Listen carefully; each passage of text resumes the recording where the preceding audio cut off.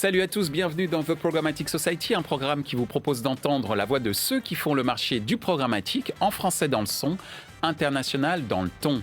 Une émission soutenue par Adobe, France TV Publicité et Smile Wanted, avec pour partenaires médias Redcard et 100% Média. Ce contenu est accessible également en podcast sur les principales plateformes d'écoute.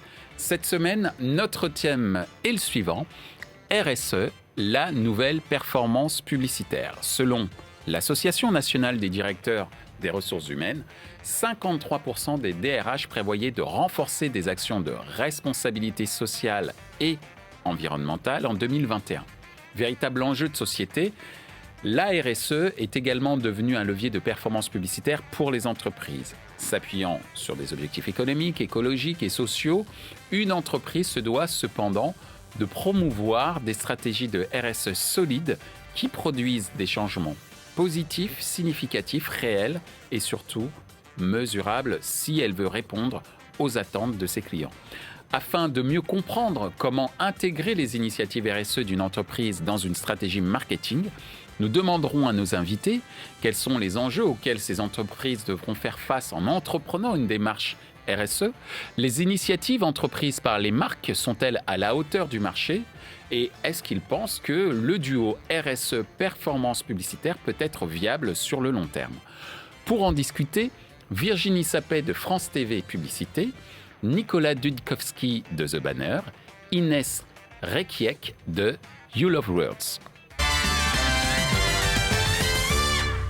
Bienvenue dans The Programmatic Society. Aujourd'hui, nous allons parler RSE, responsabilité sociale et environnementale de l'entreprise, et s'interroger sur le fait que ce nouveau concept, qui est plus qu'un concept, c'est aujourd'hui véritablement inscrit dans l'ADN de beaucoup d'entreprises aujourd'hui. Est-ce que cette RSE peut devenir une nouvelle performance publicitaire que l'on peut mesurer? En tout cas, on va en discuter. Et pour cela, j'accueille Virginie. Bonjour Virginie. Bonjour. Bonjour Nicolas. Bonjour Michel. Et bonjour Inès. Bonjour Michel. Première question, alors la RSE en tant que nouvelle performance publicitaire, qu'est-ce que cela évoque pour toi Virginie? Alors déjà deux sujets quand même assez vagues. Peut-être un premier constat aujourd'hui, c'est vrai que en tout cas ce qu'on a appris de la crise, c'est qu'il y avait vraiment un basculement qui s'était effectué et qu'aujourd'hui la RSE c'est plus, je veux dire un sujet à la mode, mais c'est vraiment elle oblige les entreprises à se transformer. Donc par rapport à ça, c'est plutôt quelque chose d'extrêmement positif pour nous. Et on est là sur des nouvelles attentes vis-à-vis des publics. Après, au niveau de l'industrie de la publicité, on voit une opportunité puisque aujourd'hui, les marques, elles ont énormément investi dans leur transformation d'entreprise, dans leur transformation de marque. Et on va dire la bonne nouvelle pour en tout cas les communicants et marketing que nous sommes, c'est qu'elles ont aussi beaucoup investi dans le discours des marques.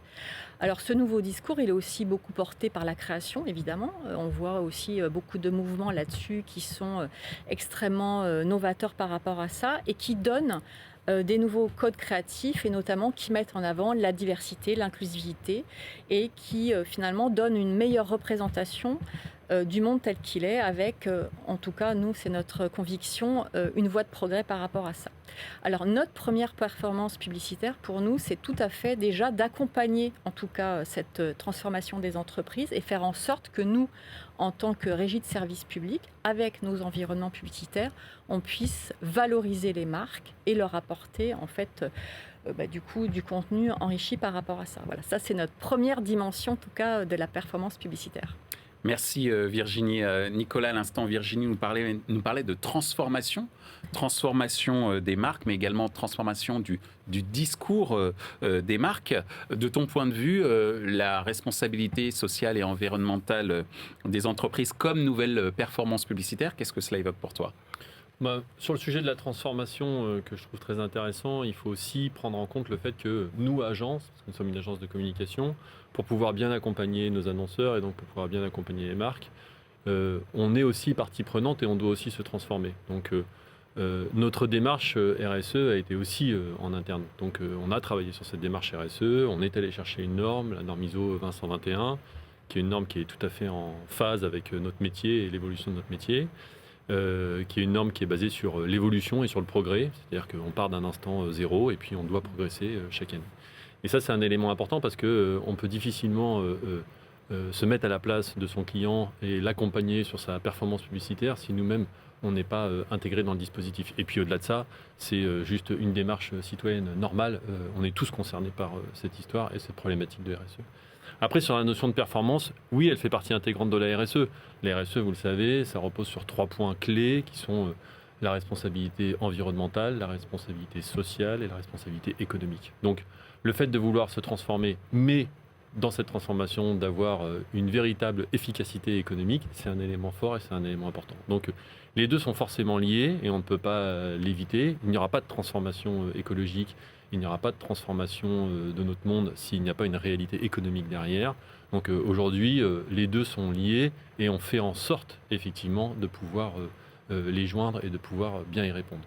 Merci Nicolas. Alors Inès, Nicolas à l'instant nous parlait de citoyenneté, d'évolution, de progression et juste avant Virginie nous a parlé de transformation. Oui. Pour toi, RSE gage ou en tout cas élément de performance publicitaire, qu'est-ce que ça peut évoquer pour toi ? Alors en effet, je peux qu'être d'accord avec ce qui a été dit précédemment. Les marques ont vraiment investi le terrain médiatique, je dirais, prennent la parole, ont investi beaucoup, comme vous l'avez dit. On a un vrai sujet de la création de contenu par rapport à la performance publicitaire. Les marques aujourd'hui, elles prennent la parole sur ce sujet. Les spots publicitaires sont nombreux, les contenus digitaux aussi. Et elles ont besoin de feedback. Elles ont besoin de comprendre si ça fonctionne, si cet impact-là qui est demandé par les consommateurs, il est vraiment écouté, il est mesuré, il est engageant. Et donc justement, la performance publicitaire, c'est, je pense, un levier, un outil au service des marques par rapport à leur stratégie RSE. Elles l'ont toutes fait aujourd'hui. Maintenant, leur message doit être un peu différent qu'un message très promotionnel, très produit, très mis en avant du service. Au-delà du respect, bien évidemment, de l'environnement, des enjeux sociétaux et économiques, ça va être un message plus humble, je pense plus transparent aussi, et en tout cas en relation avec à la fois leur direction, leurs collaborateurs et leurs consommateurs. Alors c'est super intéressant Inès ce que tu viens d'évoquer, cette notion d'humilité, oui. Alors même qu'un message publicitaire est là pour valoriser la marque et peut-être un peu bomber le torse dans certains cas pour certains produits. D'où cette seconde question, comment on peut intégrer justement ces initiatives RSE dans la stratégie marketing d'entreprise, parce qu'on pourrait dire qu'il y a une sorte de contradiction oui. Potentielle dans la nature du message et de la manière dont on peut l'exploiter, en tout cas le diffuser. De ton point de vue, Virginie ? Alors tout à fait, alors moi je rejoins tout à fait ce que dit Inès et effectivement dans les transformations en tout cas qu'on doit opérer des entreprises, la publicité en fait partie. Nous ce qu'on veut faire par rapport à ça, c'est qu'on part du principe que en tout cas dans l'expérience qu'on peut avoir d'un programme de télé, la publicité doit faire partie intégrante aussi du contenu. Donc notre ambition en tout cas, ou en tout cas ce qu'on doit viser, c'est de faire en sorte d'éditorialiser la publicité.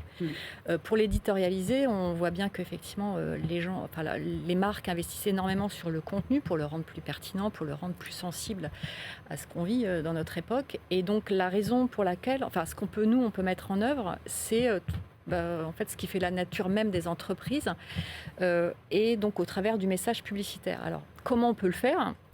C'est que du coup, on va leur allouer des espaces publicitaires dédiés par rapport à ça, parce que c'est vrai qu'aujourd'hui, pour faire en sorte de rendre visible et audible vis-à-vis des téléspectateurs ce que font les marques, il faut leur réserver des espaces. Donc ce qu'on fait concrètement, c'est-à-dire que dans nos inventaires télévision, on va consacrer des territoires de marques responsables pour éditorialiser encore plus le contenu. Nous, on est persuadés qu'il y a un gros sujet aussi de création publicitaire qui est tout à fait engagé, comme je le disais, vers une publicité qui est plus vers la diversité. Et donc, on va créer des espaces dédiés qu'on va mettre en format long, qu'on va éditorialiser, qu'on va mettre aussi en digital. Alors, peut-être des exemples un peu concrets parce que ça reste assez large. On a créé, par exemple, des chroniques le matin ou aussi en Access Prime Time avec des formats longs qui donnent parole aux marques pour parler ce qu'elles font en termes de RSE, mais au niveau plutôt des entreprises et pas forcément des produits. On va aussi, par exemple, vous parliez tout à l'heure de marques un peu citoyennes et responsables. Il y a certaines marques qui aujourd'hui font des démarches de label et donc qui doivent aussi être saluées. Donc on a créé des espaces publicitaires qui, avec des jingles, en tout cas, signale vis-à-vis des audiences et du public que du coup, ces labels, elles sont dans une démarche ensemble de labellisation. Et donc, on va un peu jingliser tout ça. Et enfin, aussi, on pense que c'est important d'agir sur, on va dire, le feedback du public. Et donc, on a aussi des formats digitaux, par exemple, qui permettent effectivement d'avoir une sorte de participation des publics, notamment au travers du don solidaire. Et on a des systèmes de formats enrichis en digital. On a une offre qui s'appelle Goodvertising et qui permet à l'internaute de choisir entre 2 associations, celle qui veut vraiment favoriser. Et en fait, 10% des recettes de ce don seront données en fait, à l'entreprise, mais c'est le choix participatif de l'internaute.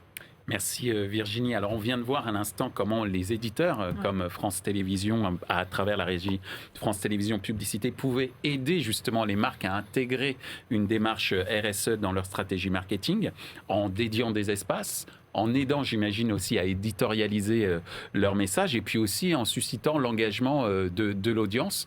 Cette fois-ci, d'un point de vue agence de ton côté, Nicolas, comment intégrer les initiatives RSE d'une entreprise dans sa stratégie marketing, sachant que, comme on l'a dit aussi tout à l'heure avec Inès, il faut faire preuve d'une certaine humilité, alors même que le propre de la publicité, c'est de dire c'est bon, mangez-en, par exemple. Alors, oui, c'est vrai. Alors, nous, il y a 2 éléments clés. On est des créateurs d'événements, on communique à travers le format événementiel et le format digital. Le premier élément, c'est qu'on on est le miroir des démarches RSE qui sont initiées notamment sur la partie environnementale et sociale dans la nature même des événements qu'on crée pour nos clients. C'est-à-dire qu'on intègre cette démarche environnementale dans la totalité des événements qu'on met en place. On intègre une certaine responsabilité autour de ça. Et donc ça aussi, ça change énormément la manière de faire nos événements. Donc on fait attention au choix des prestataires, on fait attention à la manière dont on embauche les gens, on fait attention aux déchets, on fait attention à la consommation, etc. etc. Et ça, c'est déjà l'effet miroir de ce que font les annonceurs. Et puis le deuxième élément, c'est le message. Voilà, on travaille sur le message en essayant de reprendre les éléments clés de notre client. Mais la directive, l'élément le plus important, c'est le parler vrai.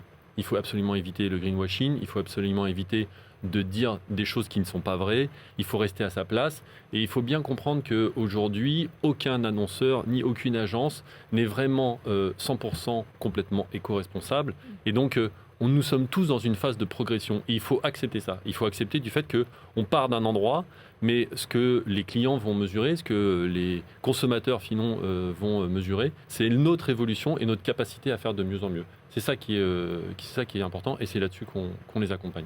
Donc tu les accompagnes sur une certaine quête d'authenticité, oui. Sans tomber dans ce discours facile qui pourrait être qualifié de greenwashing, comme tu l'as dit tout à l'heure. Donc c'est véritablement le message de vérité qui est quand même essentiel pour que le message soit le plus crédible possible. Oui. De ton point de vue, Inès, alors comment toi, à travers justement la création de contenu, puisque je rappelle que tu es au sein d'une agence qui crée du contenu pour les marques et tout type de contenu, et également des contenus RSE, comment intégrer ce message-là, le message de l'annonceur, dans sa stratégie marketing, justement ? C'est une bonne question et je pense qu'elle remonte en fait avant le brief pour les agences à l'alignement entre les différents services, entre les collaborateurs au sein de l'entreprise. Le service marketing ne peut plus être le seul en fait à planifier sa stratégie marketing en se disant qu'il va intégrer les éléments RSE. Il faut que les collaborateurs se mettent autour de la même table et brainstorm. C'est ce qu'on encourage, par exemple, nous, lorsqu'on va travailler sur un workshop éditorial ou sur un plan d'action avec des contenus derrière, c'est de mettre les collaborateurs autour de la table. Donc, les gens qui viennent de la RSE, la direction de la communication, la direction marketing, pour que, en fait, à la fois les enjeux business soient aussi portés par les différentes directives RSE. Ça, c'est le premier point. Et je dirais que nous, en tant que responsabilité, en tant qu'agence, en tant qu'extension finalement des équipes marketing de nos clients, on intègre dans notre plateforme, par exemple, dans notre brief, une demande de nous transmettre des documents sur la RSE. Ça vient encore trop peu souvent de la part des annonceurs en direct de nous faire parvenir dans les briefs des éléments concernant la diversité, concernant les messages à faire passer. Et typiquement, je pense qu'il faut également inclure l'ensemble des initiatives de la RSE tout au long du parcours client. On parle beaucoup là, brief, création de contenu, etc., publicité, performance publicitaire, mais c'est aussi en magasin sur du packaging, c'est aussi dans les espaces de commerce, de par les collaborateurs. Donc je dirais que les initiatives RSE, elles doivent en fait finalement, et c'est là la plus grande difficulté et le challenge, être à tous les niveaux en fait. Multiformat en fait. Tout à fait.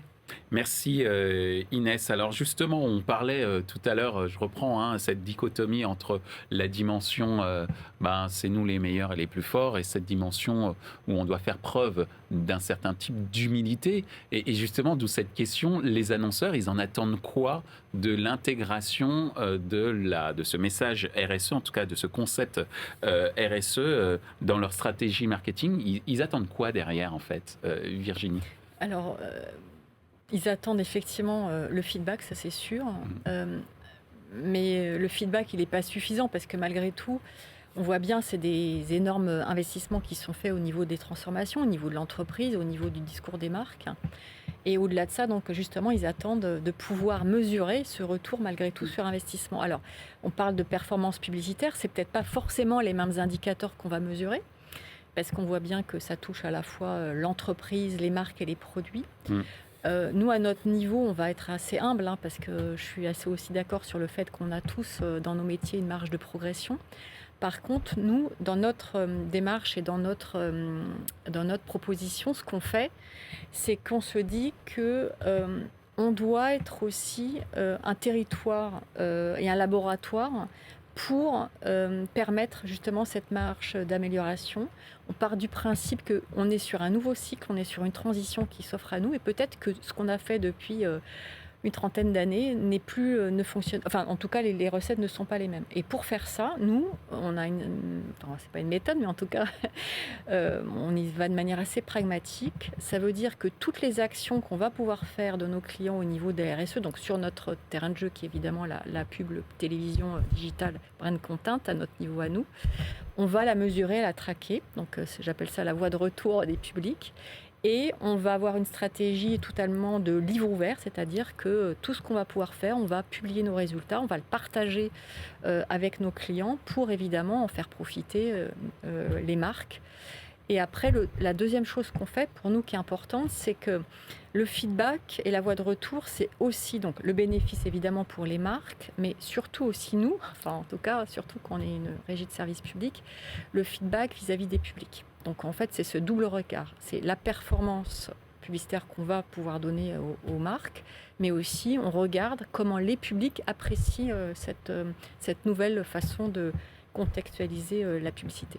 Donc dans une certaine mesure, la mesure de l'engagement du public. Exactement. Par rapport au message. Absolument. Merci Virginie. Alors les attentes que tu as pu constater en discutant avec les annonceurs, Nicolas, de ton côté, c'est quoi? Et est-ce qu'ils sont très exigeants ou pas? Ça va dans le même sens, mais je vais même aller encore plus loin. Je pense que les annonceurs peuvent attendre l'adhésion de leurs consommateurs si la démarche RSE est une vraie valeur de marque.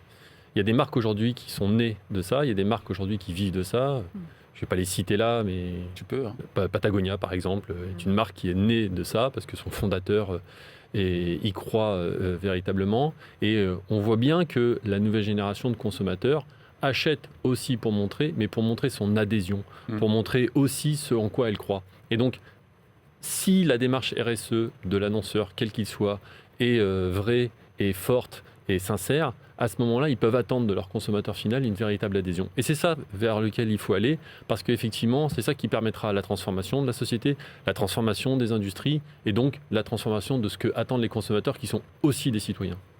Merci Nicolas. Donc cette notion de transformation, on le voit, c'est un mot qui revient très souvent.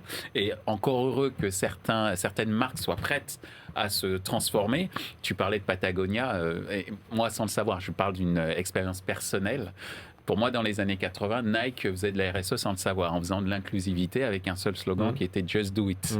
Et c'est une sorte de mantra qui m'a accompagné personnellement, et je ne suis pas le seul, je pense, et qui fait qu'aujourd'hui, en tant que consommateur, je vais plutôt m'adresser à cette marque-là même si c'est peut-être sur certains modèles pas forcément le meilleur des produits. Mais effectivement, ça peut être un plus en termes de performance publicitaire, mais également marketing. Et si effectivement les marques peuvent offrir ça, c'est vrai que c'est l'engagement derrière, il peut être et la fidélisation, il peut être vraiment infini. Mais il faut que la démarche soit vraie et juste. Exactement. C'est le point essentiel. Par les actes notamment, et les athlètes en tous les cas sur ce mantra-là, Just Do It, leur rendent assez bien service de ce côté-là. De ton point de vue, Inès, justement sur les attentes des annonceurs et certainement en termes de création des contenus que tu peux faire, qu'est-ce que tu as pu constater ? Alors, bien évidemment, je suis tout à fait d'accord, je partage le discours sur l'adhésion. Les entreprises, les marques, elles attendent de l'adhésion. Elles attendent d'être crues et soutenues, je pense, parce que on leur est beaucoup tombé dessus, quand même. C'est normal, et on voit qu'il y a beaucoup de choses qui bougent. Pour autant, toutes ne peuvent pas aller à la même vitesse, de par leur taille, de par leur diversité, etc., et leurs défis. Pour autant, elles attendent, je pense que, du coup, au-delà de l'adhésion, qu'on les accompagne aussi, nous, côté agence, partenaires, prestataires, qu'on les accompagne dans ces démarches, qu'on les valorise. On l'a vu également. avec France Télévisions Publicité qui met à Tout à disposition des espaces, mais qui a également fait de la mesure et de retour de feedback, par exemple. Complètement. Et on doit être à l'initiative, je dirais, nous aussi, créateurs de produits, de services qui vont les aider à publier, à diffuser et à être mieux perçus par les consommateurs. Et dans ce point d'adhésion, justement, des différentes cibles, je pense qu'on passe aussi par les collaborateurs, qui est une cible importante de toutes les initiatives RSE, qui sont une voix, qui doivent porter les messages des entreprises. Et on le voit de plus en plus avec les jeunes générations, un besoin de rejoindre une entreprise justement qui fait sens et dont les initiatives RSE sont respectées. Donc je dirais que ce point, pour terminer, c'est qu'elles attendent qu'on leur donne finalement la voie à s'améliorer. Merci Inès. Alors justement, sur ce qui est du duo RSE performance publicitaire, je vous pose une question, mais j'allais dire que la réponse est dans la question, puisque la question est, est-ce que c'est viable à long terme ? J'ai donné mon exemple personnel, tu as évoqué Patagonia, mais on pourrait évoquer d'autres. Je crois que c'est vraiment le pari, en tout cas le bon angle pour travailler une marque sur le long terme, mais ton point de vue, Virginie, par rapport à cet aspect-là, long terme. On peut répondre que c'est pas d'ailleurs peu, mais c'est doit. Oui. Voilà. On parlait de valeur, et ça doit être la valeur RSE doit faire partie des valeurs de marque. Alors c'est sûr qu'il n'y a aucune raison à ce qu'elles ne s'inscrivent pas sur le long terme. Alors peut-être, si on est un peu pragmatique, on peut lister quelques points. Après, on n'a pas une science, voilà, mais le premier, c'est de dire quand même, à l'ONU, quand on regarde, ils ont quand même un programme où il y a 17 engagements sur tout ce qui est les objectifs durables. C'est quand même, l'ONU, c'est pas n'importe qui non plus. Il y a un cadre réglementaire qui aussi favorise quand même cette accélération aussi de la RSE. Il y a les jeunes générations, on en a vu, c'est pas que dans les entreprises, c'est aussi la relation au travail, évidemment. Il y a tout le mouvement aussi, on va dire, des entreprises à mission, donc avec les lois Pacte. Je regardais ce matin justement sur leur petit site, là, ils étaient 210 en 2021, 88 l'année dernière, et paraît-il qu'elles seraient 10 000 en 2025. Donc voilà, et la question c'était le duo. Donc la RSE, c'est sûr qu'elle s'inscrit sur le long terme, mais je pense que de toute façon, à partir du moment où elle engage la transformation en profondeur des marques et des entreprises, on aura toujours une voie de retour qui est la mesure de cette performance. Par contre, ce qui est clair, c'est que les indicateurs clés de la performance d'aujourd'hui ne seront pas forcément les mêmes demain. Merci Virginie. Donc transformation perpétuelle. Absolument. Merci Virginie. De ton point de vue, Nicolas, ce duo RSE performance publicitaire, ça peut être viable à long terme ? Pareil, c'est une évidence. Ce qui est évident, c'est que la RSE va continuer d'exister, transformer le monde. Donc, à partir de ce moment-là, il faut aussi imaginer que les nouvelles marques qui vont se créer, que les nouvelles entreprises qui vont se créer, seront portées par ce principe-là de manière native et donc beaucoup plus forte que les anciennes. Un peu comme il y a 15 ans, la transformation digitale. Voilà, quand on est digital natif, c'est pas la même. Et donc, des entreprises qui vont naître avec ça et qui vont se créer avec ça. Et on le voit bien aujourd'hui avec la multitude de startups qui ont positionné leur offre sur ce principe de RSE, montre qu'il y a un bouleversement qui est absolument nécessaire et viable. parce que ces startups, elles fonctionnent. Bien sûr. Parce qu'elles ont des résultats, parce qu'économiquement, elles sont viables et parce qu'en plus, elles aident à la transformation. Donc oui, c'est viable sur le long terme, mais même plus que ça, c'est comme tu disais, ça doit absolument se faire. Donc il faut y croire, il faut avancer avec ça, et il faut se transformer, et il faut le faire vite. Merci Nicolas. Alors rapidement, c'est pas Nicolas qui l'a demandé, hein, c'est moi. Mais est-ce qu'il est, de ton point de vue vraiment, Inès, le duo RSE performance sur le long terme, Oui, qu'est-ce que tu en penses? complètement. Je pense simplement qu'il va falloir tous, à notre niveau et en tant que direction marketing, comprendre que c'est un investissement à long terme. On vient de passer 15 ans en publicité à courir derrière le clic, à du ROI très rapide, sur que ce soit en campagne SEA ou autre. Là, vraiment, les démarches de campagne RSE s'inscrivent comme le content marketing dans une démarche de long terme. Il faut le comprendre. Donc, on va investir, on va traquer ce retour sur investissement, mais ce ne sera pas immédiat. Et je pense que c'est ça qu'il faut vraiment avoir à l'esprit. Eh bien, merci Inès. On vient de parler beaucoup de transformation.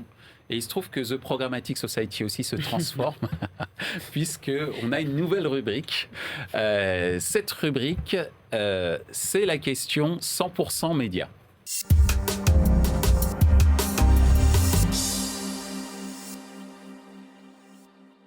Alors, la question 100% média, comme son nom l'indique, c'est un partenariat avec notre média bien connu, 100% média de Offre Média, qui est une newsletter, mais qui donne des informations sur l'ensemble de l'actualité des médias et du monde publicitaire. Et nous allons avoir dans quelques instants Thierry Amar qui va nous poser une question. Et vous avez 1 minute chrono pour y répondre. On écoute la question maintenant. Bonjour Michel, bonjour à tous. Donc voici la question 100% média. Chez 100% média, on reçoit beaucoup de communiqués de presse des régies et des médias sur la RSE et sur vos initiatives. Mais en fait, une fois qu'on a fait la calculette carbone, qu'est-ce qui se passe derrière? Merci. À toi Nicolas, top chrono. Alors, la calculette carbone, c'était bien ça la question. Comment Du on coup, fait pour aller au-delà de ça? Ouais, j'entends deux choses. J'entends déjà une mesure de la performance à travers cette calculette carbone. Pour de vrai, sur nos événements, on mesure cette notion-là et on mesure un certain nombre d'éléments sur cette partie environnementale. Donc cette notion de mesure, de toute façon, elle est importante. Elle a été dit avec humour dans la question, mais pour de vrai, c'est une mesure de performance qui est importante et qui est bien faite. Ensuite, au-delà de ça, le on fait quoi après, c'est tout ce qu'on vient d'exprimer. C'est-à-dire que véritablement, la RSE doit être une valeur forte de l'entreprise, une valeur forte de la marque, une transformation réelle, basée sur un discours vrai, avec des positionnements qui sont justes et pas des éléments qui ne servent potentiellement qu'à avoir un discours dans l'air du temps pour pouvoir être bien noté ou bien apprécié. Voilà. On est sur une transformation forte, on l'a dit plusieurs fois, et c'est vraiment ça qui sera l'après. 5 secondes avant la fin, c'est bien. Hein. Donc juste pour la forme, on va mettre un petit gong. Ok. Merci Nicolas. Inès, donc top chrono. Calculette carbone, on disait dans la question, on disait recevoir de nombreux communiqués de presse. Je ne vais pas revenir sur la mesure ou autre chose, mais je pense qu'il va falloir continuer d'en recevoir parce que du coup, ça veut dire qu'on continue d'être engagé dans les différentes initiatives RSE. Les mesurer, bien sûr. Le coup d'après, c'est d'en faire plus à long terme, plus longtemps, de communiquer dessus. Et je pense peut-être d'avoir des échéances spécifiques. On se dit, on va devenir complètement green ou sans papier. Mais on n'a pas vraiment la démarche derrière, à quelle date, avec quel collaborateur, comment. Donc peut-être que pour ajouter justement à ces différentes initiatives, il faut donner du plus spécifique. Et ça va passer, comme on l'a dit tout à l'heure, à la fois par les annonceurs, par les marques, par les collaborateurs et tous les partenaires et les agences qui travaillent avec eux. Donc la calculette carbone, je dirais qu'il faut continuer de la comptabiliser, mais en regardant comment ça va se dérouler dans la suite. Eh bien, c'est parfait. Il nous reste 1 seconde avant le groupe. Mais vous êtes magnifique. Pour une première, c'est bien. Merci. Mais surtout, ce qui est très très bien, c'est qu'on a clarifié justement la réalité de la RSE comme un nouvel indicateur marketing et publicitaire, que derrière ça pouvait générer de la performance sur du très long terme, puisque les consommateurs sont en quête de sens et que pour qu'il y ait cette quête de sens, eh bien, il faut intégrer également un certain nombre de valeurs RSE dans la valeur de la marque. Merci de nous avoir sensibilisés à ce sujet et je vous dis peut-être à très bientôt. Merci beaucoup, Michel. Merci.